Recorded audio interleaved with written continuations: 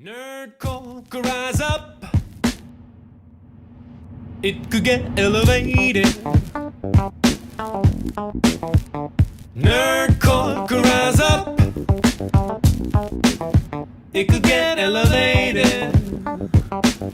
Superman, Nerdcore Aquaman, used The to be Flash, just a Green made-up Lantern, and word Wonder MCs Woman. shied away from, believe We're not talking about any of those today. We're getting through, finally, and Kyle left. If you aren't watching the Facebook, or not, the YouTubes, the Facebook, the YouTubes, Kyle Videos. left at that one. We're not watching. We're not watching any of those. We are finally to the last part of Phase 1 of the MCU, and that is Finally. the culmination of. Oh God, how many years was this? 2? You talking about years, us 3 making these years, something like episodes or that. them making the movies? I think they're making the episodes or the movies. It's a couple See. years. It's the culmination. This one, Avengers, was in 2012. So yeah, 4 years. Yeah. Yeah, Iron Man was 08. So, yeah. So 4 years, 4 years worth of movies. We're finally culminating into the last section of this, and we apologize you had to sit through that 3 hours of us talking about Captain America. But you know what? It's a damn good movie. So just, I'm sure you enjoyed every bit of it. I mean, I got so fed up, I just left. So. See, Yeah, even the not that talent he got was tired. hurting or anything from anything. No. The talent got tired. But yeah, so today we're talking about Avengers. Well, it's probably going to be part 1 of the Avengers because there is just so damn much to talk about on this movie alone. Yeah. With that, I guess we could get to the introduction. Welcome to Every Man's Guide to Nerddom, where we are two 30 to 40-something-year-olds who talk about pretty much whatever we want. I'm Chris. And I'm Kyle, and you guys might know us online as Guyver and Kasich from the Twitches. And with us, as we're plowing through these phases and movies and parts and stuff, is always the always fabulous BRob. How are you tonight, sir? Fabulous. Doing good, guys. Doing good. BRob is notice he's blinking again and he's mobile on this one. So guess he we finished have his 2 beer. improvements. He did finish his beer. Yeah. Are you on a business really trip right warm. now, sir? I am Don't on a look- business trip right now. I was gonna say you don't look like you're in your man cave right now. No, So, in a hotel room, the Fairfield Inn and Suites. Oh, In a see, regular Maybe we can cave. get them to fancy. sponsor. Yeah. Yeah, just take your laptop out with you and be like, "Hey guys, want to sponsor us? Give me an extra pillow." Just wants to be on a show. Give you some sweet plugs. Hey, we're very famous. Actually, we hit someone in, you know how we've had someone in Ireland who listened to us at least once? We now have someone in the UK, so thank you. I take full credit for that Ireland with my Lucky Charm shirt and my Guinness. Oh, I forgot about that. Well, thank you. You're welcome. We appreciate you. We all need to be more festive, and is. we'll get more. You know, We really do. 95% of my shirts are black, so like it just is what it is. This is as festive as I can get. Well, it makes your beard look bigger. But it's really hard for me to filter out the black background in the YouTube videos when all my shirts are black. Then I just end up being a floating head again. It's just a head again. Mhm. So, yeah, with that, let's talk about Avengers. Let's talk about it. So, Avengers, when I remember at the end of Captain America on the Easter egg at the end when they announced the Avengers. Remember seeing the little trailer, little pick me up on it. Just remembered how damn excited I was to be able to see this for the first time, because I've always loved the Avengers. I mean, I'm more of an X-Men guy. I will admit this fully. Like, I've always been more of an X-Men guy. But Avengers was, I used to have Avengers. I used to have West Coast Avengers. I even had Great Lakes Avengers. If you guys remember that. And I just remember seeing it in the theater and just remembering how cool it was getting the, you know, the opening title screen, getting the goosebumps on it. I mean, how did you guys feel watching it the first time? Not everyone at once. Oh, I thought BRob had the look like he was just ready to either let it all out or puke, one of the two. I didn't know which one it was. I was excited because, like you guys know, and I've made very obvious through all of our coverage on this, like I'm the movie guy. This was my introduction into a lot of it, because a lot of the stuff I knew, which wasn't much more, but kind of like Chris was, X-Men stuff, and that was mostly off the show in the 90s. I didn't read hardly any comics growing up, and so getting to see the like this super group come together, and knowing what it was going to be. I don't think I watched this in theaters. I didn't watch many of these in theaters, so I just don't get out much. But just watching it, and I was excited for it, because I was ready to see how, like, my big three to see how they were going to interact was Captain America, Iron Man, and Thor. I was ready to see who was going to be the big shield swinging guy in it. Who's going to have the big shield or the big hammer or the big metal suit. Who's going to say theirs was the biggest? But it was I was excited. I was on the edge of my recliner because that's where I Yeah, this is one. I don't know if I can think about another movie, maybe like Jurassic Park, like that. I was just on the edge of my seat, just so ready, bouncing up and down. Maybe went through 2 bags of popcorn, eating my emotions, just waiting before it even started. I was just so excited, like Kyle was saying, to see how these characters were going to interact. Because you had, the smart ass Tony Stark, the straight laced, Steve Rogers, and then you had the kind of unpredictable Thor. Yeah, he kind of redeemed himself, but just how were they going to figure it out and work together all the time? Kind of figuring that Loki was going to come in and be a villain, how that was going to play into it. So and then introducing, the Hulk I was really excited. So if y'all couldn't tell, like, this was like one of the high points in 3 of our lives, I want to say. I think I can safely assume that. It was magic. It really was, just being able to see this on the big screen, that, like, the guys that we read about growing up, and not like the terrible, like, 1984-86 Captain America movie with Reb. Right. Or, not like the Fantastic Four Rise of the Silver Surfer, where we had the blob that was Galactus. Because I remember being excited for that, and then seeing that, and then just coming out of the theater going, what the hell did I just watch? Right. So would you say now that you were more excited for this one compared to the other team ups, the other Avengers movies? Oh, without a doubt. In the series? Without a doubt. I think this is what cemented for me what the MCU was all about. This was, I mean, don't get me wrong, I loved Infinity War, I loved Endgame, I loved all those, all the rest of the movies, but it was this one that just really hit home for me, that just brought out that fanboy in me going, this is awesome. I think Endgame was the one. I'm sorry. I think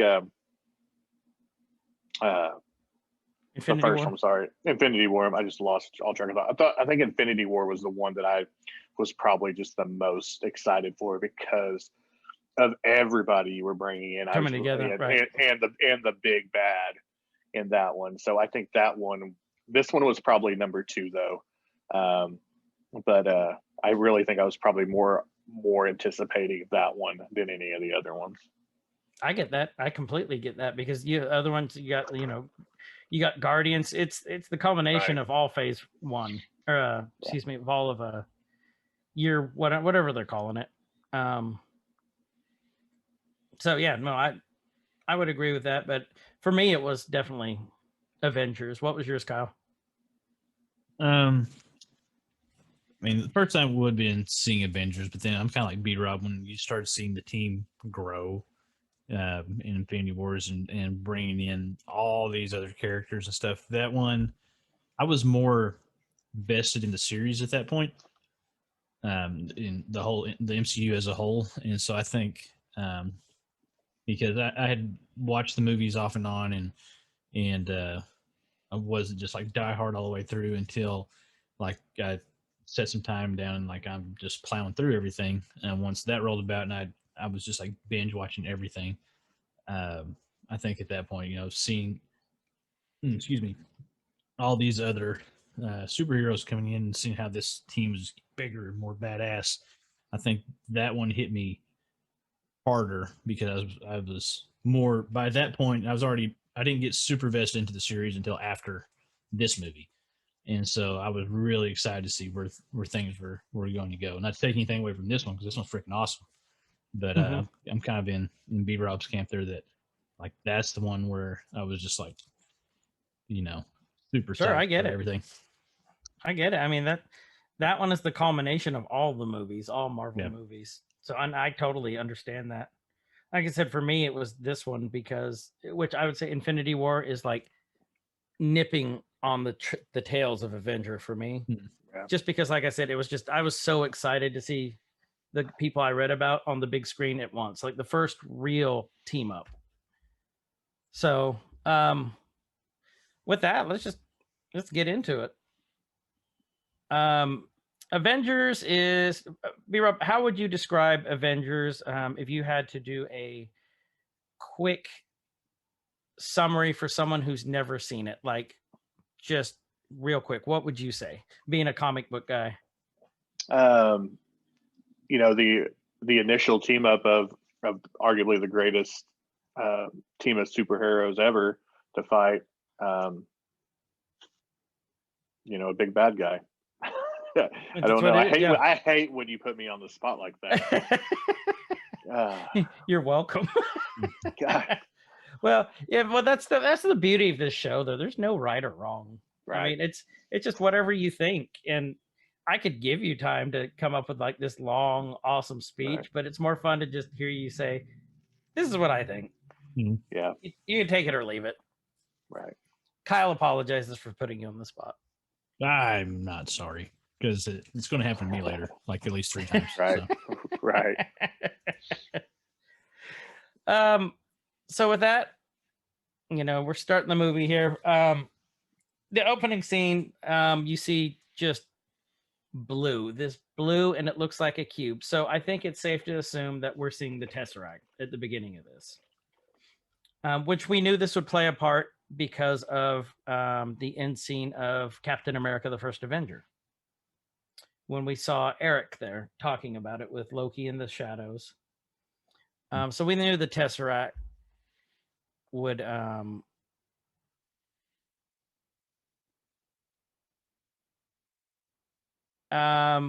we have like this dark staircase. I wasn't sure what this was at first because it was all lit up, and I thought, maybe this is like magical, maybe this is Asgard again, because we've been introduced to Asgard. So that was my initial thought. But then you hear this really raspy voice. And then you see the moon and the stars, and you can tell we aren't on Earth at this point right now. And it's this guy just talking about how they'll never know the inner workings. And then you see this staff with this glowing orb handed off to this character there. And the character is wearing, I can't remember. I'm trying to look here. Do you guys remember? Like a cloak or like a hooded cloak. Yeah, it was green and gold, I guess you could say. And by this point, B-Rob, at this point in the movie, did you know who this was?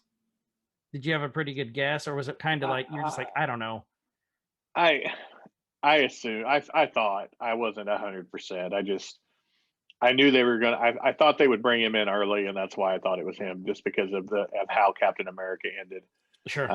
That there was. I didn't think there was any other way they could go. And when you see the colors, That's kind of a dead giveaway. That's at that the point. kind of the dead giveaway, but I still wasn't 100% because you never know when there's going to be a swerve. So, especially being Marvel. right. And you know, they're talking about he's ready to leave, and with our force, the Chitauri. Honestly, when they said the Chitauri, I didn't even pay attention to that part.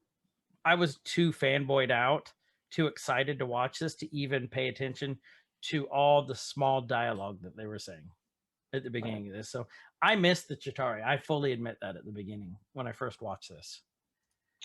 I remember being like, oh, why not the scrolls? So that was kind of my reaction because I don't really remember a whole lot about the Chitauri, a little bit, but well, and that's the thing. The Chitauri were made up for this movie, weren't they? I believe so. They may have been, and I may be just totally thinking I remember them from something else, but I think you might be thinking of like maybe the Stark from Iron Man, because they looked pretty similar. Maybe. Yeah, I don't know. Yeah, maybe. We'll go with that. Okay. I'm researching while you guys are hashing it out. So, I believe that they were created for this movie. But I remember thinking, why not like the Kree? I remember saying the Skrulls also because they were a big part of Avengers lore. But remember, Kree was a huge part with like Operation Galactic Storm, stuff like that. I just thought it would be the Skrulls just because of everything that comes later on. And if you're trying to build this, multiple phase, you could set it up over time and never tell anybody what you're doing until you get to phase 5. And all of a sudden, there you are. You've replaced all these people with Skrulls and there you have it. So Right. Looks like they first appeared in Ultimates #8 in November 2002. So it was in the Ultimate. So it was in the Ultimate Universe. So it wasn't. Yeah, so it was. So it wasn't Earth main. 16, It wasn't. Yeah, it was Earth 1610 instead of Earth 616. 616. Okay, so they were created in Ultimate Universe. Oh, yeah, they were like the Skrull counterpart, apparently. I'm gonna have to go reread the Ultimates now, because the Ultimates kind of play into one of my theories for WandaVision too. Okay, so. Well, you're bound to get something else right. You've only got one right so far. So hey, you know what? Maybe that'll be your 2. You know what? I got one, but I still have hope for Reed because we never actually see the engineer.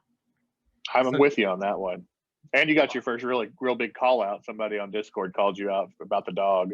Oh yeah. Well, and you know what? I deserved it. I called it wrong. Mm-hmm. Thanks, props. It won't be the first time that we miss one. You know what? Won't be the last either.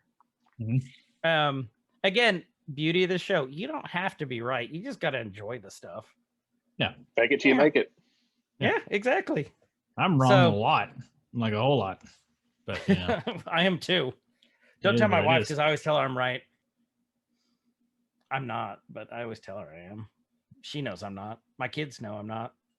You guys know I'm not. Shit, everyone knows I'm not. But next for that part, I really, like I said in the other episode, I really, really hope you're right about that part on WandaVision because I can't deal with the fallout of you being completely wrong on that and hearing about it for weeks. I wake up to text at 3:00 in the morning. I will be sad, Chris, if I'm wrong. And I may be wrong.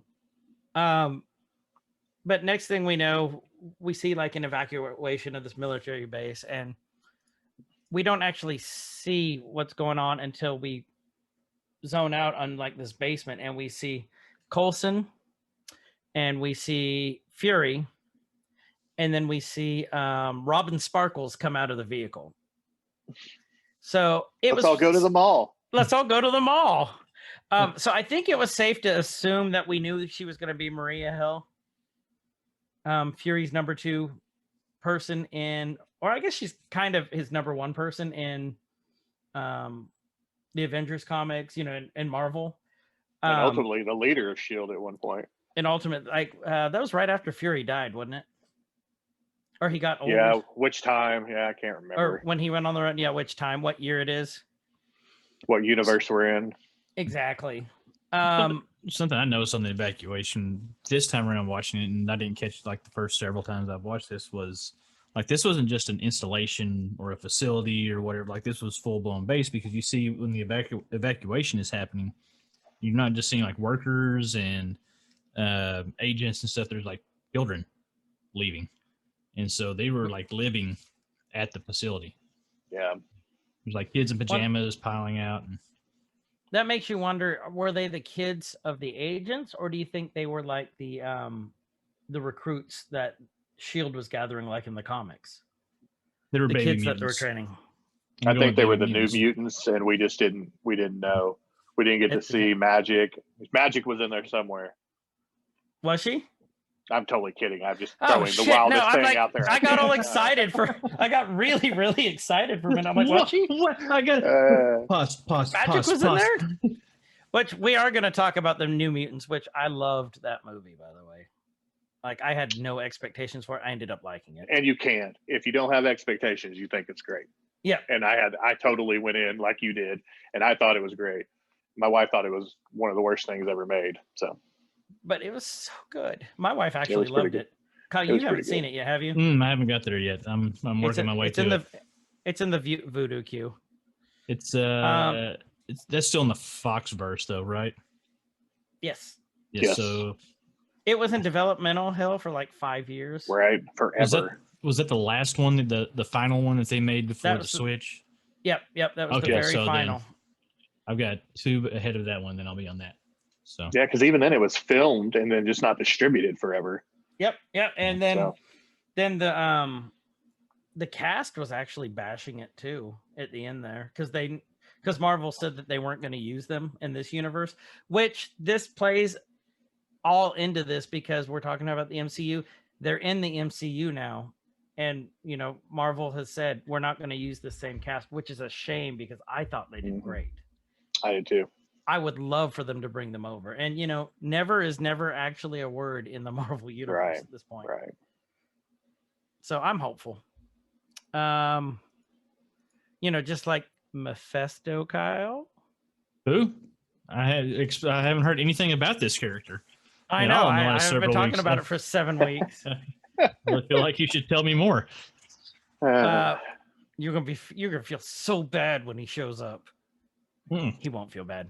That's another one that I hope shows up. That's like right up there on the list, even because I can't handle the fallout. It will be Fallout, because I'm like, I just wasted 9 weeks of my life saying it's gonna be this fucker.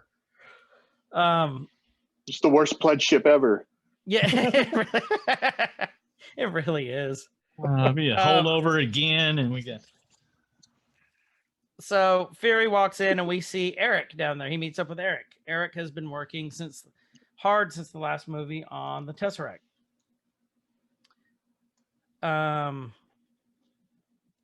And they're talking about unlimited power. So they were trying to do the same thing that Zolo was trying to do, and that was harness the power of the Tesseract. Because they didn't know exactly what the hell it was. But they knew it was power. They knew it was some sort of energy source. As they're talking, they're asking, did you pull the plug? One of my favorite lines from this whole thing was, they knew it was getting from outer space. Fury asked Eric, are we harnessing this power from outer space? And Eric goes, we're not harnessing this at all. Like, my calculations aren't complete. I'm barely scratching the surface of this thing. And then when he says she's throwing off interference, the radiation, and he talks about it's just nothing harmful, just low levels of gamma radiation. You knew who that was referencing at that point, who they needed an expert for that. Mm-hmm. So that to me, we knew Hulk was going to be in this from the cover of the Avengers poster. We just didn't know what part he'd play, like if he'd come in, because he wasn't that big in this universe at this point. And I just remember hearing this going, oh God, so they're going to bring him in early for this. And we're actually going to get to see more of Banner. And I remember going, Mark Ruffalo, who the hell is this guy? I've never even heard of this guy. Give me Edward Norton back, because he was a great Hulk. So I remember thinking that at the time. But I like Ruffalo as Oh, I Banner. love agree. Ruffalo. I like Yeah. the Banner scenes. You know, I mean, Hulk is the easy like. It's easy to like Hulk when he's just smashing shit and going crazy. Mhm.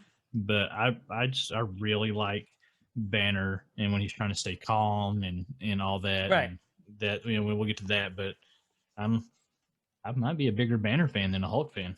Crucify me now, but No, whatever. I'm with you. I ended up loving Ruffalo as this. Like I As said, long as you say you don't like Professor Hulk better, then we might have a problem. Yeah, so Professor Hulk in the comics was pretty cool. Yeah. I mean, he was Professor not Hulk- bad. he He kind had of that little. Of course, you have glasses. You're going to side with that. Yes, Hold on. yes, I am. I'm going to disagree with you, Chris. Oh no, you didn't. Mm-hmm. Listen, No, you didn't, sir.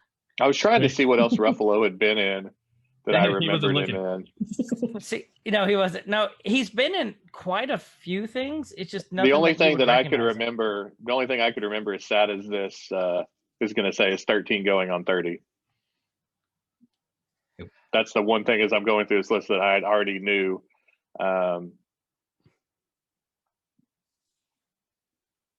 And then now that I see it, I remember him in Zodiac.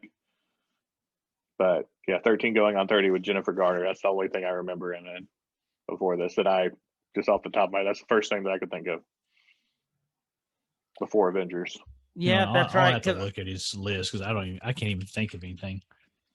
And it's you're right. It was I forgot he was in 13 going on 30. And yes, all three of us have seen that movie, just like all three of us have seen Mean Girls. I've seen neither. So fetch. I will not. I'm not So watching Mean fetch. Girls. I'm not going to do Oh, it. Mean Girls. Okay, you haven't watched Mean Girls? I haven't, and I'm not going to. It's not going to happen. Okay, it is an amazing movie. Cult classic. It is, and it's Not so gonna do it. quotable. It is so quotable. I will be on this hill until I'm just not going to do Until I pet. Okay, BRob, you and I are gonna pester him. Okay. He's gonna end up watching it. it. I do peer We'll pressure make, pretty we'll, easy. we'll make a burn book about it until he Yeah, we will make a burn complies. book, and then we'll do 2 for Glen Coco. You go, Glen Coco. Mhm. Rock on. Did you find anything that you knew him from? Not a damn thing. So Nothing. But he I looked so think familiar too- when I saw him. That's the kicker. he's one of those faces, yeah. And the thing is, I think he's one of those. I have a couple friends that are girls that recognized him from a couple things before that. I think he was more of and I hate saying it this way, but like a girl icon, like girls knew who he was before like the fanboys did, before this Right. movie. Well, and after the fact, I mean, he was in the Magician movie. Now You See Me. Right, I right. think both of those. There was a really good HBO show he was just in that I can't remember where he played a set of twins as adults. Just about mental health issues and stuff. Right. It was really good. But I'm gonna have to. I know what you're talking about. I just can't think of the name of it. Oh, he was in Shutter Island. I've seen that, but I don't remember. I don't remember him in it, but whatever. Might have been a I know small this part. much is true. Is the Is show that- I'm talking about, Chris? Okay, I'm gonna have to watch that. It's on HBO. Hmm. I'm gonna have to watch that. If you're recommending it, it must be good. Yeah, it was really good. If you Yeah, guys B-Rob don't know, recommends it, then yeah, I'll. well, BRob and I tend to have very, very similar taste in movies and shows. So usually if BRob likes it. I can only think of a couple things that we've ever disagreed on, like show wise, but for the most part, if BRob likes it, I'll probably end up liking it too. So And honestly, the stuff that we've disagreed on, I probably just didn't give it enough time. Like Mystery Science Theater, and I've never watched Doctor Who, so those are and both are time commitments, like right. huge time commitments. So unless you're prepared to sit down for the long haul for them, no, I get it. I totally get it. Right. Back to the Avengers. What were we? Oh yeah, that Marvel Avengers. thing we were doing. And This is how we ended up not even halfway through the movie of Captain America in 2 hours. okay, so you had to go.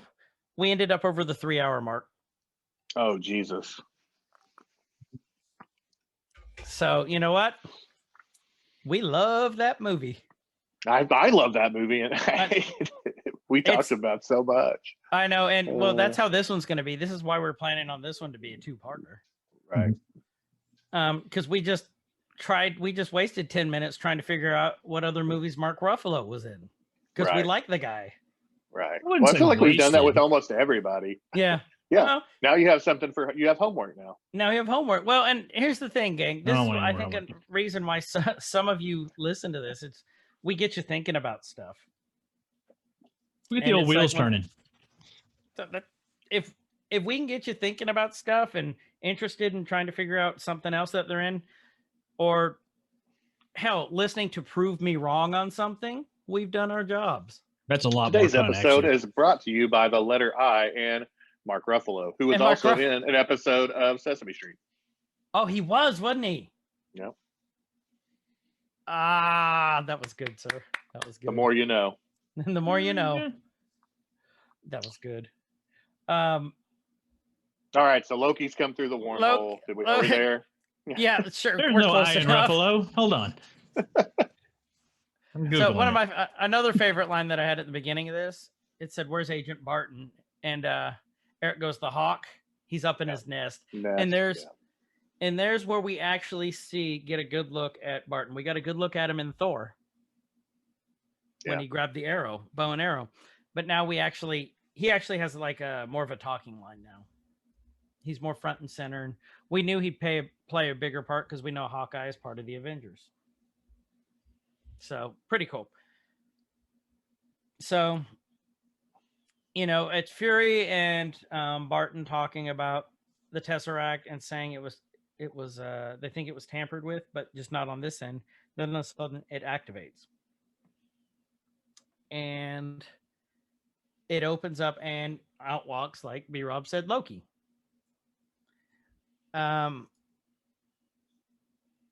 What I loved about this part too was when it opened up, you could see the space and then that energy wave that just hit.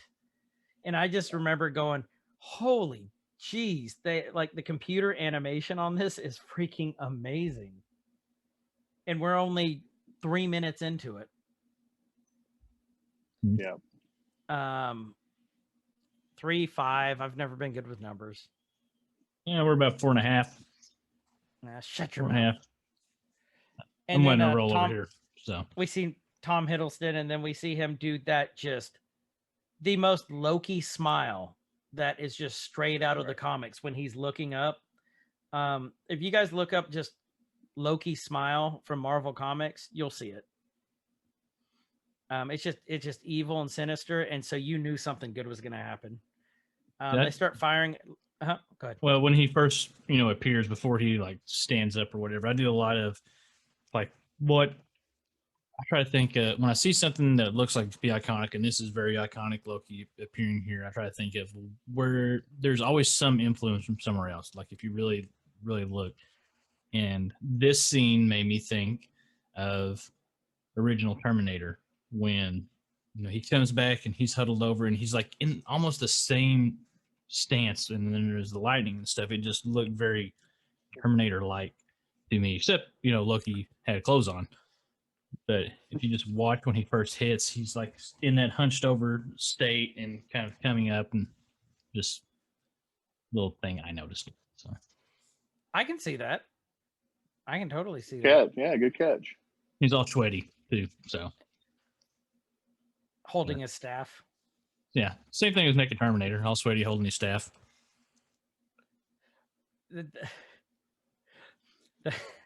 That was the OnlyFans site that Kyle was on last night. Forgive him. There's a category for Naked that somewhere. Terminator holding his staff. And they're telling him, put down the spear. I don't know if you guys noticed this when they start opening fire on Loki. Like I didn't catch this till later on. The bullets are actually bouncing off of him. Like I didn't catch that the first go around. It took me a couple go arounds. When he's jumping out holding that staff, the bullets, you can see him bouncing off, which means, is that his armor or is that actually just because he's a god? Because I can't recall bullets ever piercing Thor's skin, like comics, movies, or otherwise. That's probably I know if it's magical, it could. So I just remembered, like, I think it was like 2 weeks ago, just noticing that, going, is that his armor? Or is that because he's a god? Just how strong do they make these gods here? Right. make him pretty strong. Yeah, a little bit. A little bit. Puny god. Puny god. More at 11. And then basically Loki takes down everyone in this bottom level of this installation. And while Loki was in Thor the weakest god, he's still stronger than, any small army. That just shows you how powerful they make him. Which I think if they wouldn't have done it like this, I don't think it would have established that Loki's actually, because they made him kind of a wimp in Thor, in my opinion. Because but is it even because he's a god? I mean, look at Valkyrie. And I mean, they're not all. It's not just because, but she's not a god. Sif wasn't a god. Warriors 3. I mean, so just the Asgardian is it just race in general? Yeah, right. Just sturdy. Yeah, unless you're Hela, it can, They're a real Jesus, sturdy folk. Hela. I can't wait till we get to that one. Because I love, that's one of my favorites. Even talking about Loki being the weaker, quote unquote, of the group. I mean, he looks when he comes through, he looks like shit. I mean, he's paler than normal. He's sweaty. Paler. He looks like he's just like coming off a bad heroin bender or something, because his eyes are all sunken. He looks terrible, and he's still kicking ass and collecting bullets and all that. And so that's. So do you think that's his time in the void, or do you think that's his time like being abused up in space? Anything, like after getting his ass kicked by Thor, do you think he just hasn't recovered? Like, because the effects of being shot through space? Right. Yeah, that's what I think. Because I don't think that. I mean, when he got his beat up by Thor, I mean, when he fell, he didn't look that bad. No. Mm-hmm. So do you think he's weak for a while in the movie until probably about the Right. halfway point where he kind of finally gets his umph back. He's still kind of puny, compared to Thor and the other suits. But do you think he was? Yeah, I mean, it definitely could be shooting through space. I mean, do you think he could have been abused by those guys up there too? Because being Loki, Loki being Loki, probably tried to pull something. Thought of them as a weaker race, and Loki's, arrogant. He's Starscream, basically. Right. Arrogant, and tried to pull something, and then they had to put him in his place. could have been. Hey, what are you guys' theories? I don't know. I mean, he had to have done something right. Right. A cosmic wedgie. It's being picked on by space bullies. They just gave him the cube. They gave him. So he had to. So I mean, maybe he was, pulling his, Peter Littlefinger from Game of Thrones and trying to pull some strings, and maybe he was tortured a little bit and then got in a good graces. I don't know. You're about to say Peter Dinklage, weren't you? Or Peter? I was. Because you said maybe he was pulling. I about said Peter Littlefinger is what I about said. But it ended up coming out. He was he was pulling his Peter, and I go, excuse me, Right. which Avengers movie? You were watching the Kyle's Avengers movie now. No, yeah, Kyle's gotten me my mind warped thinking of the Terminator naked holding a shaft. So you got to torrent those. Those are hard to. Anyway.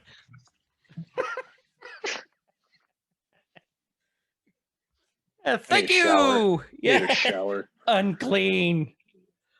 Well, all this is going on. We don't know what kind of power the staff can do besides it shoots energy weapons. We saw that when Loki's fighting. But then he goes up to Barton and touches him in the chest with it, and all of a sudden Barton's eyes start glazing over black, like purest black.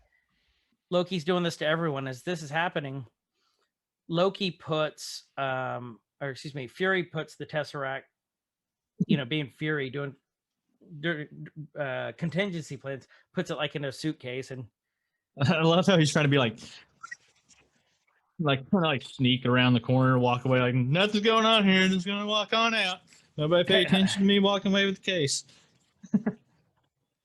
Oh, he did try to do it like that, didn't he? Yeah, he like tries to nonchalantly like walk away from this thing that just shot through space and appeared in front of him. And that's Does it? Fury being Fury. Mm-hmm.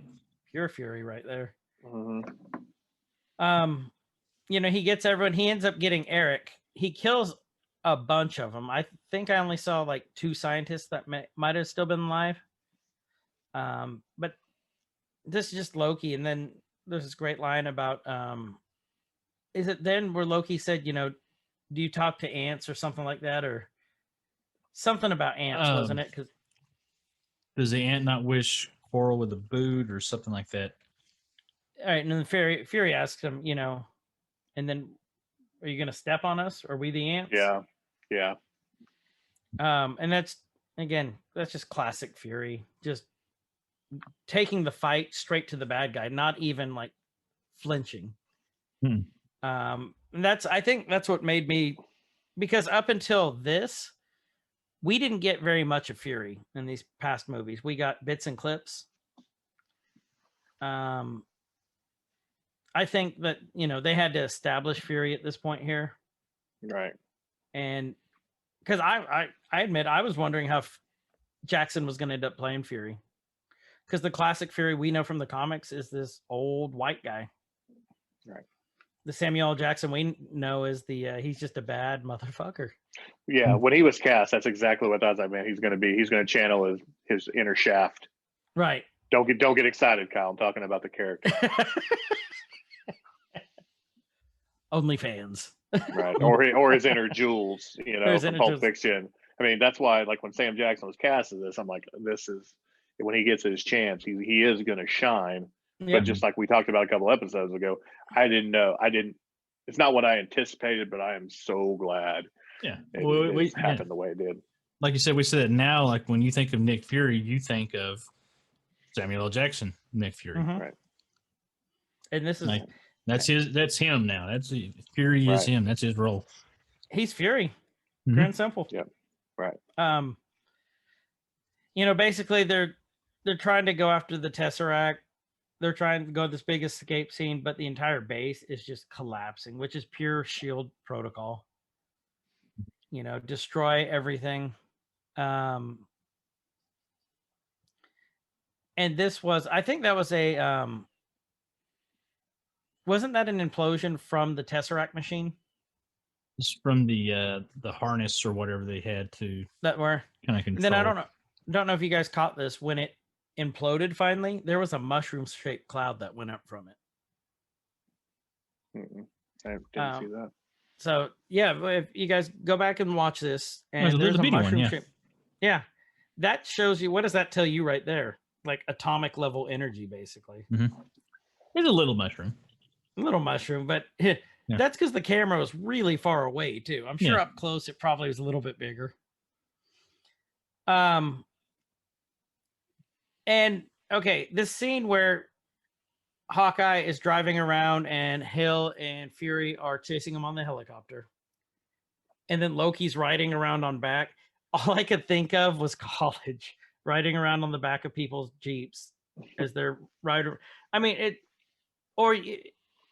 watching those shows with like the good old boys out in the country doing some mudding, and the guy just trying to hold on for dear life. That's all I could think about during this one part. And I remember just chuckling to myself.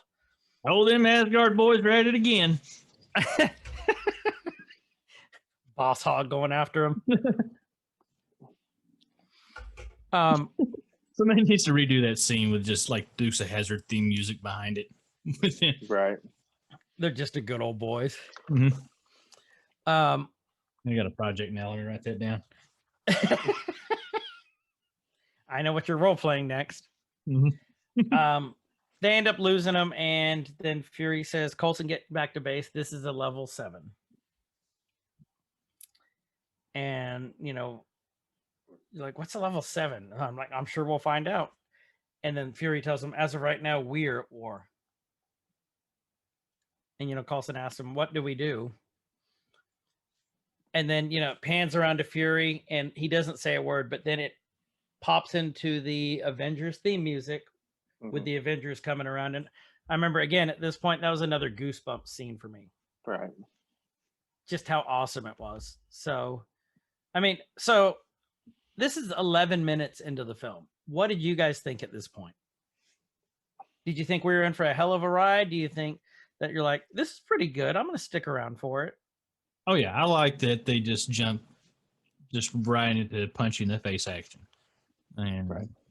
I think when you're going to do a project this big, when you're going to bring so much stuff together, everybody's anticipation's high. So you got to hit him in the face right off the bat. You don't want a whole lot of development and stuff. You like, let's get to the shit. Let's make it happen. And they did it. I remember thinking that they were going to screw up with Hawkeye. I do remember thinking that At that point, but I like at that point in time, just with how that all went down, like, man, what the hell is going on? And then I was just really excited. So what did you think, BRob? You read the comics. At this point, when you saw Hawkeye, not in his circus costume, not in the purple, but like this shield costume, what did you think? Did you think, did that lend to the theory, oh, they're going to mess up Hawkeye? No, because I mean, when I think about like the X-Men movies, I don't feel like they messed up.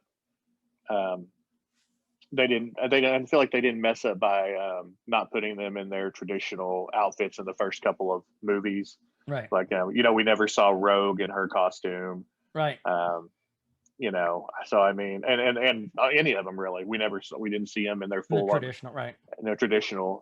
So no, I didn't put a whole lot of stock in that because they had been so successful and done everything so good up to this point. My biggest concern was like the character, like what are they going to do here? He's bad guy. He's a bad guy now. With Loki, what are they going to do? Because that was a character that I liked, and I liked Jeremy Renner. So I think when these movies and things came out, we're talking about costumes and outfits and wardrobe choice and stuff. I think we were at a point that we were past the traditional comic-y look in our movies. Like in the 90s, if this had been done in the 90s, then or in the 80s for sure, it would have been done. But I think the audience, and we're all a little bit older, and the target audience would have been the older fans, that we wanted something as believable as you can make it. And just like with X-Men, yellow spandex in 2010 would not have been super believable. They did kind of allude to it at one point, but I mean the same thing here. It's you still have Iron Man with his colors and Thor with his look, and even especially Cap. All of them. There's not a single grittier. Avenger who didn't end up in their costume. Yeah, but they're from the little. Comics. It's the only series. It's the only series that they ended up in their costumes that I can think of. Other than of course like Spider-Man, but I mean, but this one, like every single character ended up in. But it's like a grittier version of their look, I think. It's not like super bright colors. I guess with the exception of Scarlet Witch, she doesn't end up in her costume, but it's pretty damn similar. And Hawkeye doesn't. I thought he had purple and black. I mean, he doesn't have the mask, but he has purple and black. Oh, he does at the last movie, didn't he? Yeah. You're right. Okay. I stand corrected. See, I'm wrong again. I stand corrected. No, you're right. But I think they have like a real world believable look to their costume to a point. Right. I think agreed. I don't think you could have went too comic-y, too cartoony with it, and it would have stuck with the tone of the movies. Right. I agree. I'll tell you, talking about X-Men, I would have loved to seen Wolverine at least with his mask on though, because I love Wolverine's mask. Yeah. Right. So that's one thing I would have liked, but we'll get to that when we talk about the Fox side. Right. Next thing you know, we're in this dinky dungeony warehouse, and who else do we see? None other than Scarlett Johansson as Natasha Romanoff. So, and this is one of my favorite scenes because it's just funny. They think they got her, and then I think about he's telling her, oh, you think you have this and that, and he says something like, you're going to use your beautiful looks. And she's like, oh, you think I'm beautiful? And I was like, oh, this is so, I mean, that's one of those lines for her that I really, for whatever reason, really stood out to me. Well, and I agree with that totally, because she's not the, I'm trying to think how to put this. Black Widow has always been a steady Avenger, but to me, she was never like a standout Avenger. I always knew she was the super spy, and she had the Widow's sting, and she's like super good at hand-to-hand combat, but to me, she never stood out. So for me, she was always a bit character up until this part. Yeah, there's only 2 movies where I can think she stands out, and this isn't one of those movies. So they did bring her to the forefront, but again, she's always been kind of in the background for me. But Right. this was a great part. And because the last time we saw her was in Iron Man 2. Right. But to your point, you said, we talked about maybe a couple episodes ago, you felt like she's the heart of the Avengers. Mm-hmm. So she made you feel that way with kind of being a bit character. Yep. Through every movie except really one. I mean, in my mind, there's 2 standout moments, but really one to probably almost everybody else. So.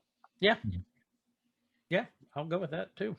You're right. Man, I'm a big fan of her and Hawkeye both. I like the non-superpowered superheroes and how they stand out in this world. The ones that are just could be your everyday person. They're not born of God, or they're even with Tony Stark, they don't have this super suit. They're just people doing extraordinary things, and I kind of tend to root for them a lot.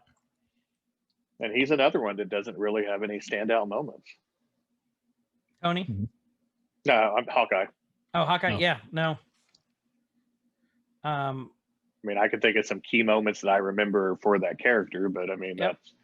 I can also remember thinking they messed up not utilizing him more too. Especially when he turned in, especially the Ronin arc. Ronin, yeah. Because I loved Ronin. That was one of my favorite comic characters for a long time till we figured out who it was. So yeah, so we're going on there, but yeah, I love that.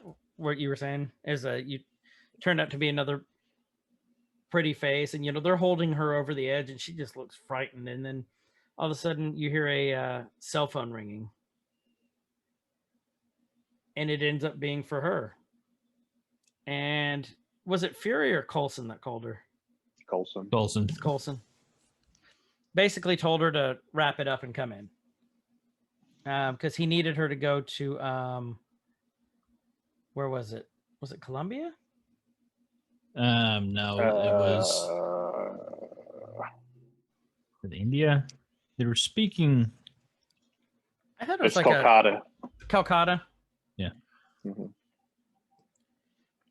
And and then pure classic Scarlet Witch, she gets the phone. She goes, "I'm in the middle of an interrogation. This idiot just told me everything." I mean, Black Widow. Yep, Black Widow. I'm saving you from being called out. You're welcome. Thank you. The Widow breaks out there, does this killer flip, and is just fighting them. She's in this little bitty black dress, but she's demolishing them. And then she just picks her heels up. Yeah, I love that part. Just walks out. Yeah, it reminds me of the walk of shame. She's taking the walk of shame to go to Calcutta. Except when she did the Hurricanrana. Yeah. That was actually pretty sweet. But she, I think this established that, I think this is the part where they were trying to establish for her that, she can hang with this team because she's an Olympic level gymnast. She's a trained fighter. She's good at interrogation. She's good at getting information out of people. That's her place on the team. I think that's to me, that's what they were trying to say with this part. I mean, you guys may think otherwise. No, I agree, but I feel like I feel like maybe they didn't think they did a good enough job, because then when you go to, it's the same thing in like a Civil War. I mean, there's Right. just a couple of reoccurring things where it's basically getting the same point over, just in different situations. Winter Soldier, I mean, same thing. I mean, so So, do you guys think it was? So, I've got 2 daughters. BRob, you've got 1. Kyle, you've got 1. Do you all think that it was a shame that they didn't make her a stronger female character? Like, it's a team full of guys that are just, amazing, and then there's Black Widow. Like, I didn't used to think so. The more I'm getting older, and then I want my girls to know it's okay to like this kind of stuff. I want them to know it's okay to be a badass. You can be a gamer. You want to fight in MMA? Do that. Both my girls won't. Well, maybe my younger one does. She likes to punch things. But I want them to be like, it's okay to be like this character. Like Wonder Woman, great role model. Not traditional comics Wonder Woman, who was, she got tied up. She couldn't do anything. But like this, like I said, at this point in time, I'm like, this is awesome. But now I'm kind of like, I wish they would have made her a little bit stronger. I mean, do you guys think anything like that, or you're just kind of like, whatever? go ahead, Kyle. I mean, I think from that angle. I mean, when I first watched it, maybe, I just didn't really pay any attention to it, other than I would have probably liked to have seen more of her, because I thought she was a cool character, but not from that angle. But looking at it now and wanting, my daughter to be into these things like I am, so we can have something cool to share. I think something like that would definitely help give her somebody, like, because she like WandaVision. She watches the crap out of WandaVision with me, because there's a lot of prominent female characters in there, and that could be why, like, she loves them all. Like, that's, I mean, well, you have Vision, that's like your main male character, and he's really, even kind of, even though he's the focus of the show, he's kind of the side to all the Wanda.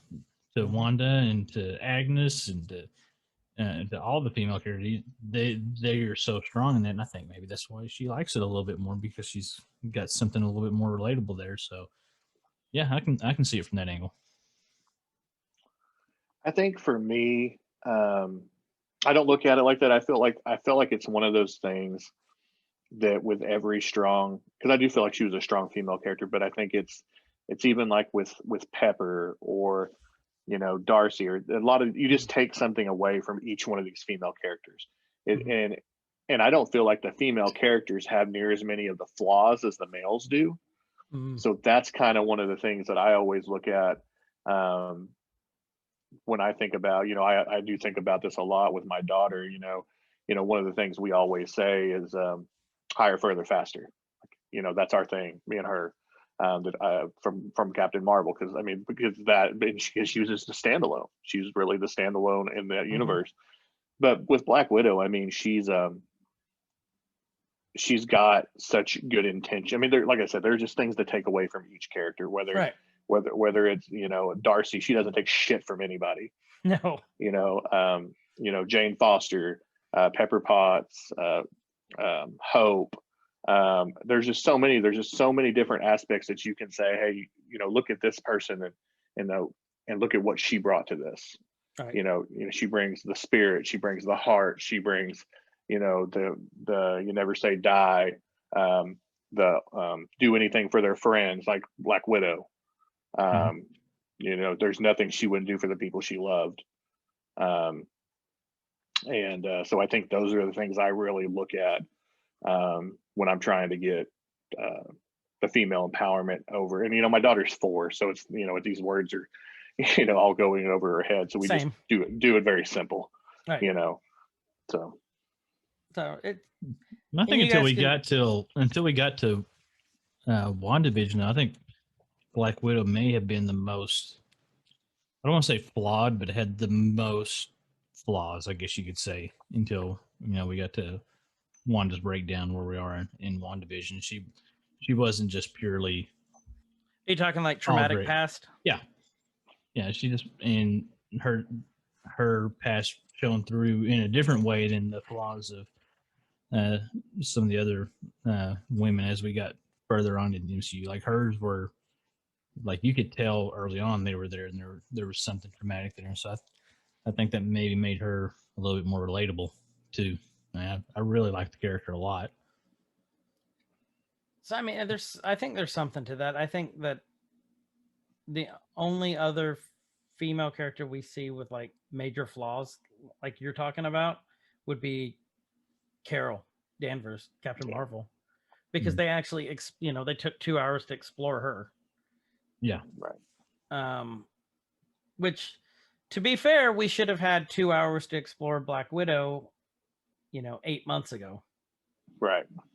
And that's going to So- be really interesting to see. So yeah, I'm really interested to see how that all unfolds. But I am too. yeah, I mean, but she is my favorite Marvel or the Avengers series MCU female character. So Okay, right on. I mean, so that, guys, that's what we think. You may think something totally different. Like I said, I used to remember not giving a shit up until I had daughters, right. and then it all changed for me. So there you go. Yeah, I tend to notice things. I definitely don't think I would have had the same reaction to that really forced female empowerment scene later on down the road. I don't think I would have had that reaction if I didn't have a daughter. Yep, I'm with you. I don't think I would have over analyzed it as much as I did. Still a great scene, but much like a lot of the comedy that happens in a lot of superhero movies, it's forced. DC. And there was a way to do it that where you didn't have to do it like that. Or going, wait a minute, where the hell did she come from? She was just across the battlefield. Right. So yeah, I agree. I wholeheartedly agree. 15 minutes into the movie, now we see we see Bruce Banner. He's in, which we now know is Calcutta. Really, you can tell it's war torn, and he's trying to lay low because this Jeep drives by with some heavily armed guys as this little girl is begging him to help. And so he goes, come on, let's go. You can tell he's hiding out from someone or something. So we can only assume at this point in time, it's the fallout from the Incredible Hulk movie. That's what we're assuming, because we haven't heard anything else about Banner since this movie. He goes into this house, little girl slips through the window, much like many of Kyle's dates. Run out the window, say they have to go to the bathroom, go out the window. I thought they were chained to the radiator. They disappear on the regular. So what happens? Everyone who's listening, they disappear in a non-shady way. Yeah. I mean, you disappear. You might want to rephrase that, sir. They reappear in other places, not like they disappear permanently or whatever. Yeah. More Gone Girl than Than Gone Girl. Right, then Gone Girl. So we see Natalie walk out and talk to Bruce. And here's what I loved about this scene. She just walked out just so calm. This shows to who the widow is. She's going up against one of the strongest beings on the planet if something goes south. And she just walks up like nothing's wrong. Just talking to them like they're old friends, and she asks him, "What are you doing? Yoga?" And I thought Ruffalo played this part great because you could tell he was nervous. This is exactly how Banner should have done it. He's like, "You brought me to the edge of the street. That's smart." And I don't know if you guys noticed, but his hands were nervously just like kind of rubbing each other. Right. Like that was, to me, he's trying to keep calm. Right. Because but also part of it, I feel like could have been because he plays, just a good dork. He's just nervous to be in her presence anyway. With a female's presence. Yeah. Yeah. I never thought of it that way, but yeah, you're right.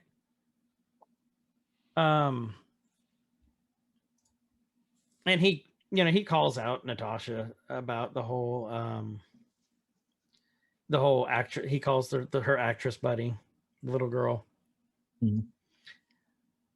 And he asked her, "Are you trying to kill me?" And he knew who she was from the get-go too, which means that they're acquainted somehow.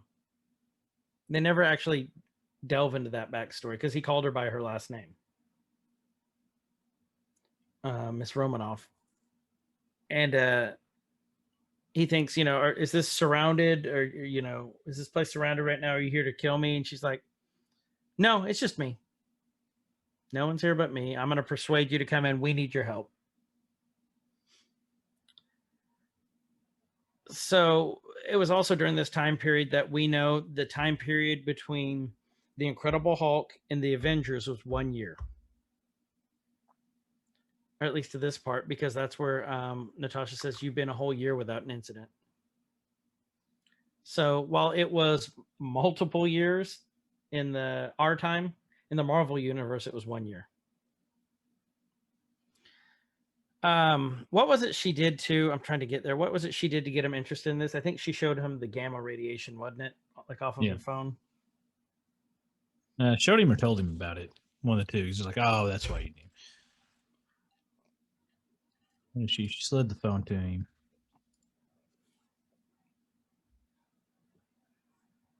Yep. Yeah, because he was surprised that Fury wasn't after the Hulk. Fury wanted Banner. Right. That's supposedly. right. But having the Hulk as there is still handy. But that he really needed Banner and his expertise in gamma. Right. And then, she tells him, "Go talk to Fury. He needs you on this." And he's like, "Oh, talk to Fury, whatever." And she's like, "No one's going to put you into and she's about to say like cage. Because he said, "Well, they do put me in a cage." And then he got this. Here's where I love him. He had this real calm demeanor, real nervous demeanor, and all of a sudden just became like just outraged, just flipped it. And he yells at her, "Stop lying to me." And I think his voice got a little deeper at that point too, didn't it? Like Hulk-like. And she pulls out a gun faster than anyone I've ever seen and holds it in his face. And he's like, "I'm sorry, that was mean." Yeah, he's like, yeah, that's like, "I'm sorry, that was mean." And that just shows me that, how great he was for this scene, how he can just flip back and forth from nervous geek to super angry to, "Oh, my bad." So again, I just think he was a great casting choice for this. Yeah, I agree. She tells everyone to stand down, and we see that she was actually, there was a full team there ready to take him down.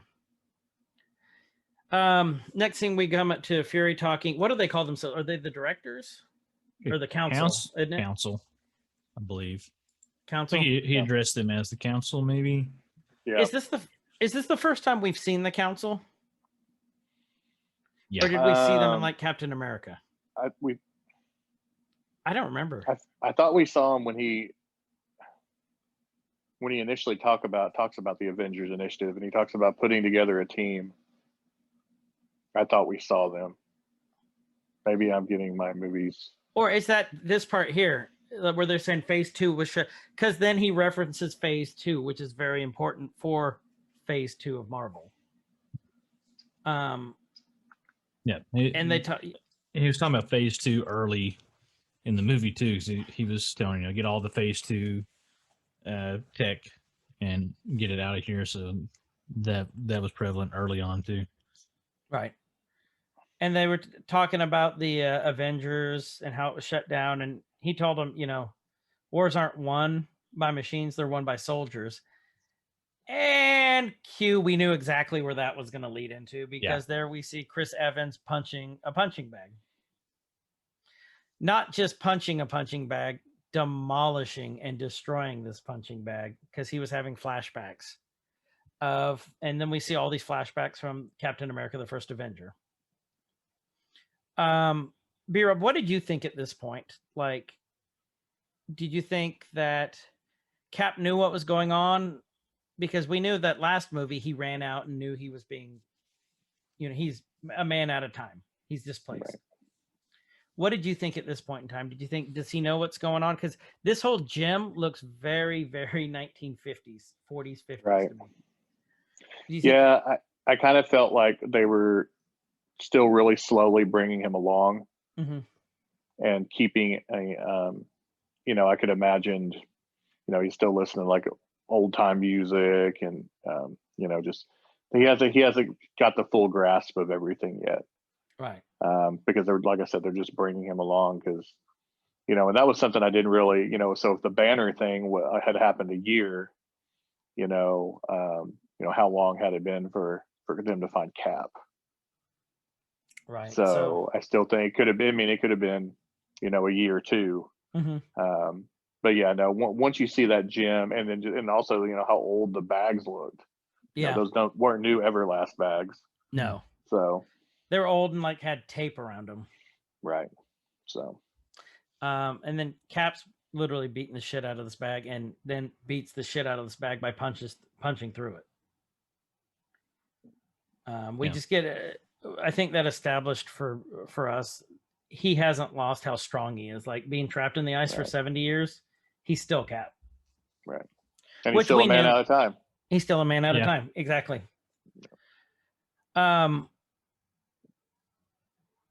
So, and then I love this part, then he has like 6 of those punching bags just laying on the ground lined up, and he picks one up with one hand and just hangs it like it's nothing. Just bleep. It's like, how heavy are punching bags? Are they like, what are they like? 100 pounds, 200? They're full of sand, right? They're pretty heavy. They they got some heft to them. I wanted to say like 250. Oh, really? That well, I guess it would be something that. I guess it kind of depends on the size of the bag, but I mean, I think the ones that he was dealing with are probably about 200, 250. I rode one down a flight of stairs in college one time, and they've got some mass to them. I'm pretty sure BRob was actually there, and I thought that was a ironing board. Well, the ironing board was after that. We tried the punching bag first, then surfed the ironing board into the couch and almost dislocated my shoulder. It's the same day. But I don't remember the punching bag. I remember the ironing board. Punching bag happened too. Every man's got to learn. Does not condone any stair surfing of any sort of form.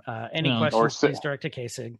Or putting a picnic table on the top of a Jeep and sitting on it. So. Also the same day. Yep. Yeah. But damn it, I bet the weather was nice. It was. Yeah, there was a hot tub in the back of a truck. Or a pool. We built a pool in the back of somebody's truck. So also the same day. Also the same day. College was fun. Yeah. So, Fury walks in and tells them that they have a mission, basically, and Cap just picks up one of the punching bags, puts it over his shoulder, and starts walking around. And he asks him, what do you know about the Tesseract? And Cap just tells him, what I know, you should have left it in the ocean. Complete foreshadowing at this point. Complete foreshadowing. Because he's talking about how it was Hydra's secret weapon, and we hear Hydra, and then it's not going to be the last time we ever hear of Hydra in this set of films. No, it is for this phase. No, I don't think we're done hearing about them either. No, or Mephisto. Or Mephisto. As long as I'm around, damn it, we're going to hear about Mephisto. Well, at least for 2 more episodes, possibly 3, if it's that secret episode like they're hinting at. Yep. Kyle left. The next thing you see, we're under the water, and it's Iron Man doing, it looks like a fusion splice, like they do to fiber optic cable almost, but he's cutting into this pipe, and I just thought this was really cool. He basically cut this pipe off, this part of this pipe, the outside casing, you see the cables, and then he puts like this clamp around it that spins all the way around and then just extends, and it's something that's, not electrical, or else he would have electrocuted himself, but like maybe it was like a mini arc generator or something. Did they ever really explain that, what it was? I just remember there was some new form of energy because it was going to power Stark Tower. Right. I don't remember. I don't know. Yeah, I think it was. Do you think it was that, or do you think that's just Like a cool MacGuffin. Yeah, just something? I don't know, because I don't think they ever really say, do they? I don't know that they ever say. I think it's just left to assume. Yeah, like BRob said, they go on to say, Stark Tower is going to be self-sustaining and all that. So it could have been a little mini reactor. Be a weird place to leave it. Just out where anyone can get it. Mm-hmm. A little pufferfish swim by and poke at it, and then maybe the Mandarin will come steal it someday. When he's drinking his beer. Right. You mean Trevor? Tony's talking to Pepper, so we know Pepper's back. And then this is one of the coolest damn scenes when he lands on Stark Tower. And then as he's walking, Jarvis has all these machines taking the Iron Man armor off of him as he's walking. I just remember going, okay, this is awesome. They're doing Iron Man justice, because this is exactly something that Tony would have. Yeah. And I know we talked about that during the Iron Man movie, but I just think this further cements more, this is Tony, pure and simple. Right. Big, flashy, and extravagant. I think it's awesome they had the vision to have Jarvis do something cool like that. No. Doo-doo. If you're not watching the YouTube, BRob is shaking his head right now. I like frozen BRob better. He's more agreeable. He is more agreeable, and he's always happy. Yeah, he doesn't give me judgmental head shakes. But here is where they actually establish that Tony and Pepper are an item. They're still together. And they're the cutest thing. They are. Well, and, she's kind of the level-headed one. Yeah. Tony's the genius. Pepper's like kind of the practical one. And then next thing you know, Coulson keeps calling, and I think she mentions that Coulson called. No, it's just Jarvis that's saying Coulson's calling. Yeah. They're supposed to have this romantic night. And then what do you remember what happened from here, BRob? Didn't he walk through here shortly? Yeah, afterwards. He just walked through the elevator. He broke through the firewall or whatever, broke protocol, or broke security. Yeah. And then they're talking, and then I remember Pepper saying something about, well, I'm going to go to New York. You got some homework to do, or something like that. Yep. He goes to hand Tony the briefcase, and he's like, I don't like things being handed to me. So then they do this like merry-go-round thing where he hands it to Pepper, then Pepper hands it to him. Right. And then Coulson, as they're leaving, Coulson tell Pepper that he'll give her a ride to the airport. And then she asks about the violin or the cellist. Yeah. Or something like that. So I thought I remember that. Remember that later on in Agents of S.H.I.E.L.D. Right. Yep, that came up. But yeah, so they'd obviously been talking and become friends. So well, and then Pepper also mentioned how's like Coulson's wife, talking about Coulson's wife too, if you remember. Whatever her name is, and Coulson's like, oh, she's good. And then remember Tony just gets off and he's like, wait, when did you guys become friends? That was it. Well, he's talking about the cellist. He was talking about. Oh, is his wife the cellist? Yeah, I didn't think that was his wife. I think it was just an item. Yeah, I think it was someone he was dating. Oh, I thought it was his wife. Why did I think it was his wife? Again, and there's number 2 where Chris is wrong on this episode. For those keeping track, I am. It's just me. Is it just 2? I'm pretty sure Kyle is too. Well, on this episode. I need to check my calculations. Next thing you know, Tony's looking at this little computer simulated tesseract he has on his hands, which I thought was really cool. Mm-hmm. And then next thing we know, we see this jet flying over the ocean, and there's Coulson talking to Steve Rogers, Captain America, in there, and Steve is watching like this tablet. Do you guys remember seeing what was inside that tablet? What he was watching? No, but to find out. It was the Hulk. He had a dossier up on Banner, and it was scenes from the Incredible Hulk that were in there, where he was lifting up like the tanks and stuff. Oh, yeah, you can barely. Yeah, you can just kind of. It's like almost cut off. You can see it, but just barely. But it's there. It's there. Right.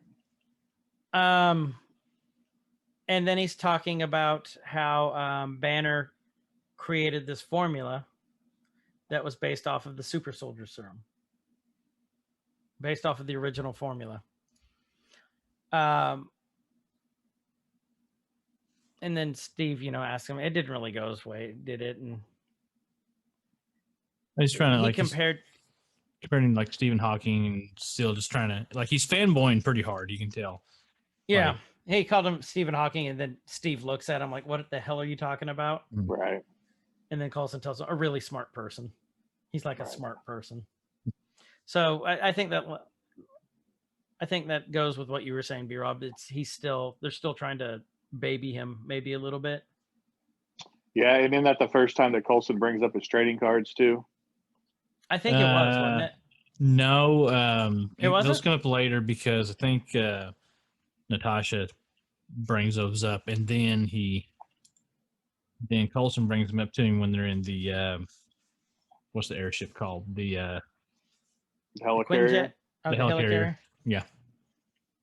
I thought he brought up, I have, mint condition card, and Steve just kind of looked unimpressed.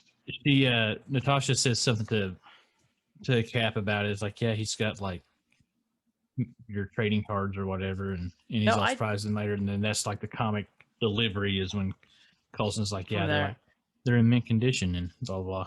That's a little later on. BRob, I think what you're talking about, this part here is when he was talking about we made some modifications to the uniform, and Steve was asking, aren't the stars and stripes a little old fashioned? And Coulson tells him, maybe that's what we need right now. Okay, when you saw the jet they were flying into, did you recognize what it was? Quinjet. Quinjet, yeah. So for those who don't know, Stark created these jets called the Quinjets that are like the X-Men have the Blackbird, which is the modified SR-71. And then the Avengers had the Quinjets. And I remember the Quinjets are always one of my favorites just because they could do so much. Because they had Tony Stark at the helm. So, yeah, I mean, from there, like I said, then it was next thing you know, we have Loki having this meeting. We assume he's back in space. And I remember when this part hit, because he was in his full Loki armor with the horns. I know we saw that in Thor when he took the throne. I believe we did, didn't we? Yeah. But I just remember seeing it. I remember seeing it here, just going, okay, this is really awesome. Just seeing this, and this Chitauri. I'm assuming he's some sort of high priest, or was he like a commander? Do you guys know? Not sure. Yeah, I don't remember. You don't remember either. He was something. He was high ranking because he had whoever the Lord was. He had his ear. Yeah. So basically, it was just Loki's. You're talking about the whole headdress and everything. Like visually cool looking, but I keep thinking about like how hard. Like that can't be heavy. Okay, production wise, movie side, it can't be heavy because that would be really hard to like walk around with and like keep your head balanced and stuff. Like hopefully they made that out of something light for him.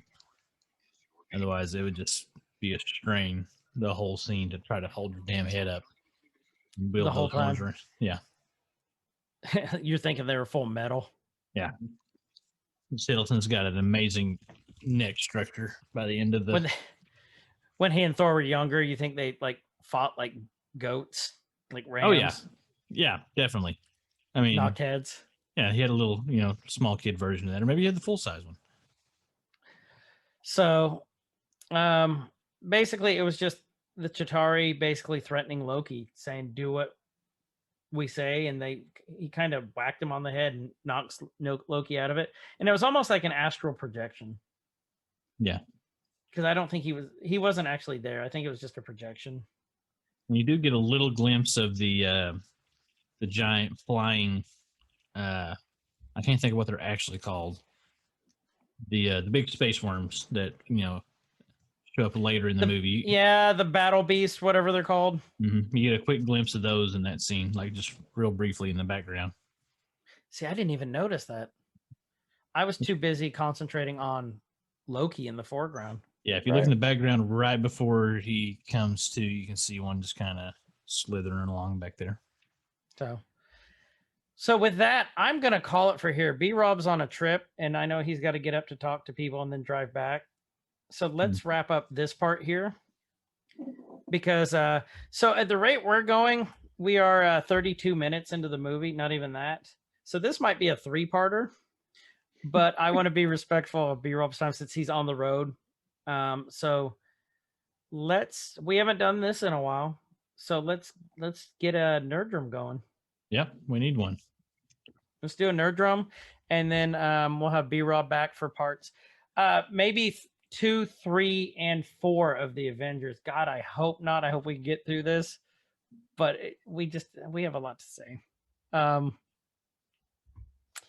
So with that, Kyle, just remember we're just at the part where after he gets done talking to the high priest. Yeah, 30 minutes into the movie. I got it. Oh, shit. So now is the time on the show we call Nerd Drum. 2 nerds enter, 1 nerd leaves. And a little bit later, the other nerd leaves because he's sad because he lost. And so for you guys that are unfamiliar, what we're doing here is we're taking the typical nerdy debate of who would win in the battle versus who, your Batman versus Iron Man type battle things, but instead of the traditional, cliche who would kick whose ass thing, which is still a legitimate discussion to have. We're doing that, but we're doing it better. We're taking characters from pop culture and nerd culture. We have a randomizer. Each of us will randomly be given a character. We'll have a random location and a random activity, and just kind of flying by the seat of our pants. We have to come up with an argument on why our character will win in whatever random activity is given. We then, after the episode is posted, we put these out for you guys to vote on in the Discord. There is a link to the Discord in the bio of this video. If you guys look down below, it'll be there. Join the Discord, accept the rules so you can participate in all the fun nerdroom stuff or nerdy stuff, which includes voting on who won the nerd drum. So it's a battle of wits and bullshittery. Is what this turns into. It's all it is. Mostly bullshittery. Mm-hmm. Kyle, you pick who goes first. Let's let BRob go first. Okay. Let's shuffle these. Okay, so BRob.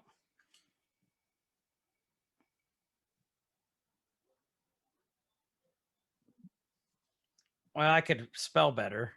I know what a predator is. I don't know what a predator is. Predator. That's someone who is there early. I didn't know if this was the medication that Kyle slipped his dates before the date happened. It was. Still predator. I should note to self: go back and spell predator right. So you have the predator. Ironically enough, who we talked about earlier. And I'm also searching for an action figure for my 5-year-old too. So for the predator. Well, no, actually, the predator. He has an alien. He wants a predator now. So I can find you one of those. Get with me later. I find him. I just don't want to spend $35 for one that's going to get an arm ripped off. So. Oh, so you want the crappy ones? Yeah, cheaper the better. Okay, good. This one's not staying in the box. We can get you the Chinese version. Oh, cool. It'll look like Hank Hill, but yeah. You don't know any difference. All right, Kyle. Let's make this one me. We'll save you for last. Okay. Give me something good. Give me something good that I can work with. Okay. Goku from Dragon Ball Z. Not super familiar with. My history with Dragon Ball and me trying to watch. I know. See, that would have been perfect for me, but So Predator versus Goku from Dragon Ball Z, and I get Jason from the Friday Jason the versus 13th Predator. series. What? This has Jason been done. Voorhees. Yep. Oh, fine. That's I an should interesting one. I just started trying You to have- watch Dragon Ball again yesterday. Remind me, and I'll give you the ones you need to watch. You need to start Okay. with probably Kai. We'll talk about that later because Kai is all the fight scenes without all the fluff. I just can't stand whiny Gohan. Yeah, and most people can't. Gohan. So we I say have Gohan to make the little man mad. It pisses him Gohan. off. Yeah. Gohan. So we Yes, have go the on, Dad. we have the ultimate space warrior / hunter versus Earth's strongest savior, protector, versus the undead killer of Camp Crystal, Which is not Goku. which is not Goku. Okay. Okay, let's shuffle this again. Our location.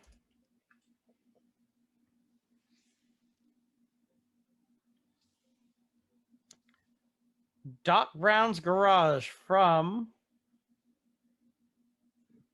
Back to the Future. Back to the Future. Thank you. Back to the Future. I asked you guys because I blanked out for a sec there. I was trying to get my wheels turning again, like my brain froze. Mine did too. Okay, and the activity is Package delivery. a I can work with package this. delivery. I can A work with package this. delivery. Mhm. Okay. How about BRob? I take it you probably need a minute. I think mine's pretty cut and dry, easy. Okay. Why don't you go first then? Because I could use a minute. So as the Predator pulls up in his UPS spaceship, I get to grab the package out of the back, kill any rogue aliens that are back there, and then just turn on my cloaking, walk through the door to deliver the package. Oh. Oh shit. Package delivered. This does not bode well for my character. No, because your character is not very smart. He's really good at killing things. And And he he's never not- puts down a machete. No, No. and he's not stealthy. No, your package is going to be damaged. Oh God. I can think of something Goku. Well, All right. I mean, I feel like that was really easy. I I'm think good it with was Goku. too. I can Bravo, do- sir. You use the environment to your advantage as well as Because I'm assuming it's deliver the package without being Yeah. seen. Yeah, right? that's what it is. I'm guessing that's what the task is. Yeah, because you don't know what's in Doc Brown's lab. Or are we talking about Kyle's movie last night delivering the package? That's a whole nother Then I episode, might- buddy. Ultimate Right. pole dancing. I'd have to do some research on the Predator's anatomy. It's just have Oh. Kyle do it for you. I'll do that. I'll Okay, get- Kyle. So, okay, quick question for clarity. Are we delivering a package to Doc Brown's garage or from Doc Brown's garage? To his garage. To the garage. Mhm. That hurts my argument. Okay. So, for the sake of speed, Goku has Nimbus, right? Flying Nimbus. Flying Nimbus. He will be able to. I mean, we know how fast that thing is. Ridiculously fast. Faster than anything. I mean, Jason's going to be walking. It's faster than a UPS truck. He'll be able to zoom in on Nimbus, drop the package off, and then quickly grab a flux capacitor, stick in the back of the cloud. Nimbus is going to easily reach 88 miles an hour on the way out.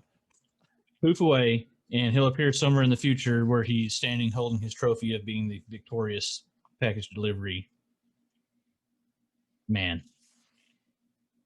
Saying whatever. Saying. Monkey. I'm just saying. Just say. Oh, I see what you did there.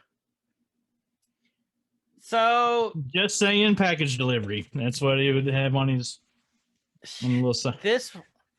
this challenge does not bode well for my undead killer Jason, who tends to pop up from out of nowhere But once you see him, it's not like he disappears. He just keeps trudging through stuff. He never puts down his machete. So the problem is, have we established if this is a one-handed or two-handed package? If it's a two-handed package, I'm out. That's If it's a one-handed package, shit, bastard. I'm not even I guess gonna. it I'm not depends even, on, you know. That's too easy. Yeah. Right. I mean, Dude, I've got, yeah. Anyway, we'll go ahead and say it's a two-handed package for you. fists Chris. like little empanadas. Right. Yeah. Well, if it's a two-handed package, I am out because Jason never puts down that damn machete. And honestly, he wouldn't worry about that because he's so singular-minded. He would want to kill someone. He would probably drop the package to begin with. Are you forfeiting? And walk on it. There's no way Jason could deliver a package safely. He couldn't balance it on the machete? No. To balance anything. I cannot see a way for He could Jason. stick the machete through the package. But if we're delivering it undamaged, What if you're like delivering a puppy? Well, then, he puts then it in that's the puppy. then Jason's going to be real happy because he killed something. Yeah, delivering old Shih Tzu kebab. And So the only thing I could think of, I pretty much do have to forfeit this one because I don't think Jason can deliver a package safely, especially two-handed. If Doc Brown had any sort of security precautions in place, Jason would just walk right through him. I mean, if they burn him, stab him, shoot him, whatever. But if they did that, if it was like flamethrowers hitting Jason, he'd still walk through it, but the package would be ashes at that point in time. So if he just had to drop it at the end of the driveway, I think he'd be okay because then he would just wander through stuff, but I think he'd still damage it in the process. So I just don't see a way out for Jason. I mean, I still think Goku has this because once, if we're delivering at the same time and Predator and Jason see each other, just because, canon, they have to fight. Right? Predator versus Jason. There's going to be a fight going on before they can even deliver the package. All Jason's going to see is a floating package. That's true. He's Well, probably would he? confused. Because Predator's stuff cloaks whatever he's holding. That's true. I think you could just Predator could waltz right through. Would Jason have a heat Why he's- signature? That's why he's the ultimate hunter. Yeah. Yeah. No, Does Jason that make wouldn't him the have a heat ultimate signature. deliverer, though? That's yeah. That's what his wife said last night. Oh, No! he went there. Booch. Thank you, BRob. Be here all the night. I'm going to buy a little drum set to leave on my desk so I can just... Would it be like actual? You get a kid-sized drum set for you. Yeah, it'd be almost full size for me. I could... A kid size. Yeah, So drums over there there. you have it. We're gonna post in the Discord between Predator, Goku, and Jason delivering a package to Doc Brown's laboratory. It's a pretty anime-heavy Discord, too, so I'm feeling good about this one. Yeah, but we do have a lot of horror fans. Like, I'm a Yeah. big horror fan. I think Ireland's going to side with the Predator. Yeah, I think Ireland. that's right too. Ireland, if you're listening again, and the UK. I'm your people. I am your people. Look at this. Look here in the middle of the sandwich. Irish, not Irish. Or, crap, now you moved everybody around. And, okay, now he's Now I'm your people. Irish. Now he's Hey. the people. I don't have to appropriate the culture to be accepted. So Shit. So we're gonna post that like normal. We'll have it up until the next Nerd Room, and then we'll post the results. So feel free to discuss. I'm sure Justin is gonna have some shit to say. He always has some shit to say. I hope he does. I'm he Justin and does, too. Props and Fee and Hoodie and all those guys have something good to throw into the mix. Or even Everybody. if it's not good, just Hmm. talk it up in the Discord. Or if it's That's terrible, what, throw that's it what in it's there. for. Yeah. Um, But again, the Discord will be Yeah. in the link in the video description below. So you guys make sure you click on that, join that, so you can participate in this and many other exciting, thrilling, and thought-provoking discussions that we haven't had yet. So but they're coming. they're coming. So, BRob, what are you reading or watching this week? I am going to start reading Ready Player One. I've got that downloaded. And as far as watching, the second season of For All Mankind on Apple TV started last Friday, so we'll be watching that. Catching up with it, or just watching it, starting it. Yeah, That's cool. So, I take it you really enjoyed the first season. I did. Yeah, I don't know why we stopped, because we watched like 3 episodes and then we stopped. But I think there was just so much other stuff that we really watched that was on. But we got caught back up before last Friday. So and then WandaVision, of course. Of course. So backing up to our first episode, the dilemma of the aging nerd. You get into something, and then all of a sudden something else comes up, and you don't go back to it for a while. So yeah. Right. Oh, and I'm on the road, so I'll probably finish binge watching the last season of The Magicians, because it's really the only time I can watch it. So I had a friend who contacted me and said, this is probably a dumb question, but have you seen The Magicians? And I actually haven't. That's on my list. Give me a quick rundown, a high overview. What's The Magicians and why I should watch it? I mean, it's an older person's version of Harry Potter to an extent, with a lot more adult humor, adult language, adult situations. Okay. It's what Harry With Potter a little C.S. Lewis Narnia stuff mixed in a little bit. So you'd like it. It's a little strange. It's not like Doom Patrol strange, right, or weird, but it's which that's still really good. But it's funny. amazing. There's definitely laugh out loud moments, and it's a good season. It's a good series. There's 6 or 7 seasons of it. So I need to move that up on the list then. Yeah, it's pretty good. Kyle, what are you reading or watching this week? Well, I got my kids this week, and so having the 5-year-old around the house, we are watching a lot of Uncle Grandpa on the Hulu. Yep, that's a good one. A lot of Uncle Grandpa, like the same couple episodes over and over again of Uncle Grandpa. That's where we are with that. But I kind of got, just from some of the discussion we had in the Discord this week from Rumsky, I'm wanting to get back into watching The Walking Dead, because that was my show for the longest time, and I fell off like 4 seasons ago and just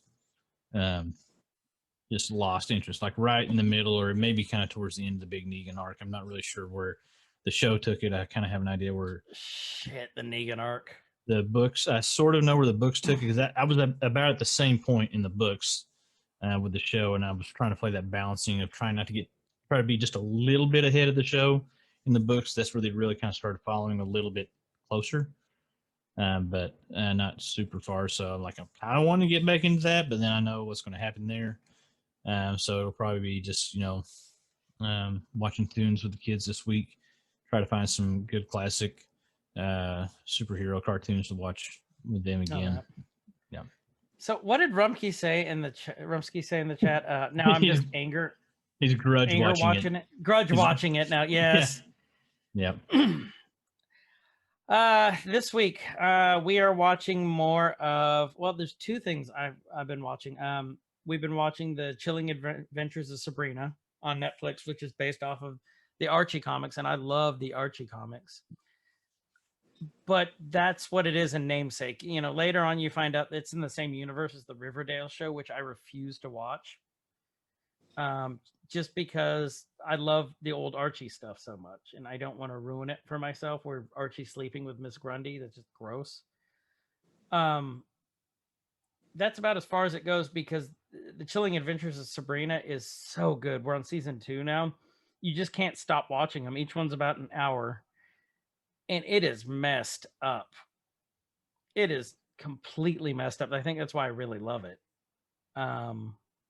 Lots and lots of witchcraft and all sorts of, if you don't like witchcraft and references to Satan, because instead of instead of like praise Jesus, it's they have the Church of Night, which is the opposite of. It's almost like a very, very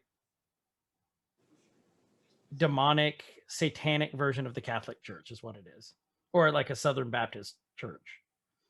Because instead of saying praise Jesus, they always go praise Satan.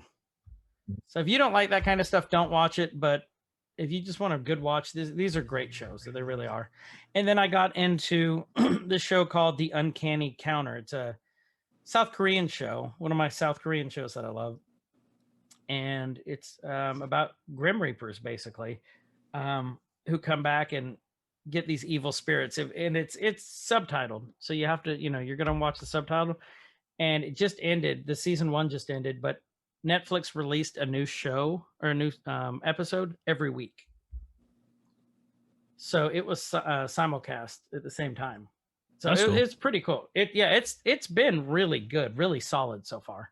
You think you'll see Netflix start taking that route, like what Disney Plus is doing and doing because that was kind They're of already their doing bread. it. Yeah. Yeah. And so you think They're already they're doing gonna it. take that model a little bit more? I mean, look at the Great British Bake Off. Mhm. They did that for the Great British Bake Off and released it every week. I think that's the trend now. Yeah, like you're saying, because of Disney, I think they see how I think they're going to have successful to it do is. that and keep viewership, because like if you can binge watch everything that you want to watch, I mean, you can watch a lot of shit in a month. Mhm. And then you're Right. done. But if you have stuff coming out, okay, well, here's the first couple episodes of the season. Next week, you're going to have this. You're going to stretch that viewership out, even longer. So within Hey, a speaking race of span. Disney, Flora and Ulysses. Is that the one with the squirrel? Yeah, Was it good? it's good. We're gonna have to get the book so Tinker can read it, or so we can read it to Tinker. But the movie was really good. Is it so? It is a kid's book then. Yeah, it was a Newbery Award winning one, I thought. Really? But yeah, the kids liked it. Okay, you guys. So any of you with kids, that's listen to BRob. That's a good one. I think we're gonna have to put that on the list now. Yeah, 'cause I think it just came out last week. Yeah, it was Friday. So same time as WandaVision, because it might have been before then, because I didn't really check the now playing screen from Disney until Right. WandaVision was on. But I want to say it was probably Friday, because that seems to be their release dates. BRob, what'd you learn this week? I learned that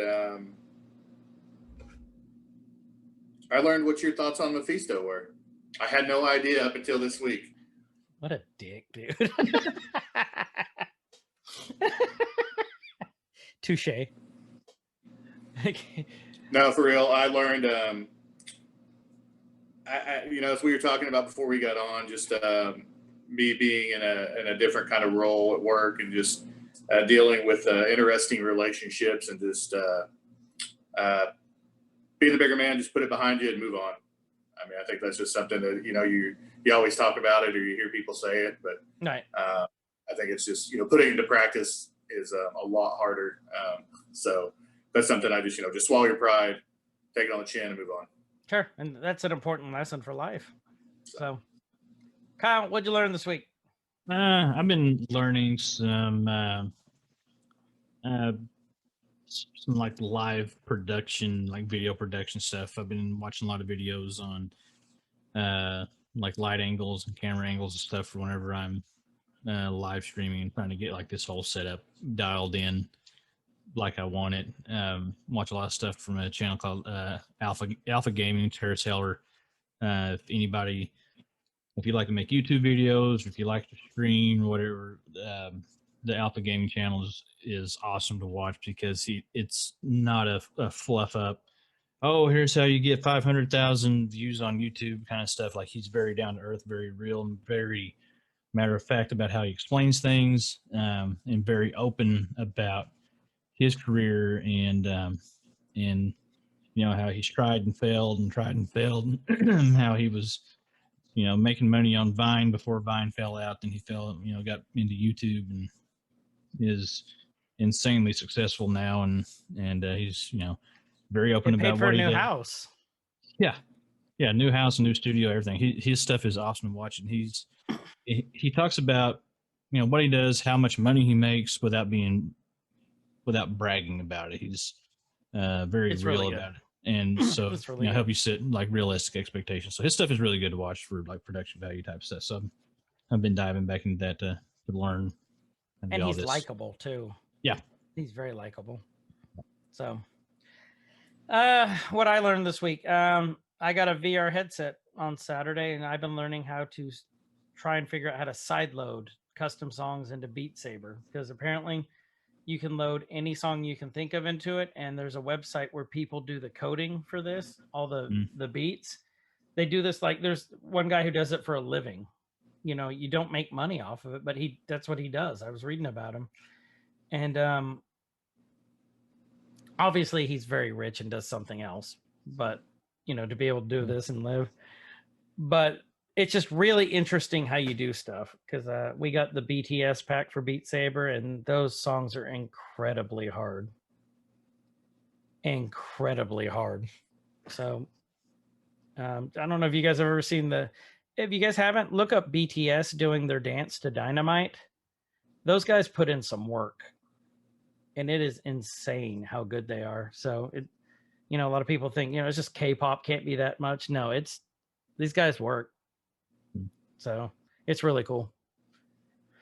So with that, next week's episode will be Avengers. It would be Phase 1, Part blah, Avengers Part 2. MCU Phase 1, Part 4.2, Captain America Part 2 of 3. Energize. 4. Look, BRob just looked pain thinking about it. Hey, it's fun to talk about it with you guys and it's okay, dissect it. It really we'll get is. through it. Yep.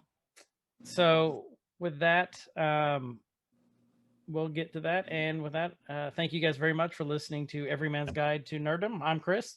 And I'm Kyle, and thanks again, BRob, for joining us. You guys have a great rest of your day, and we will catch you in the next episode. See ya.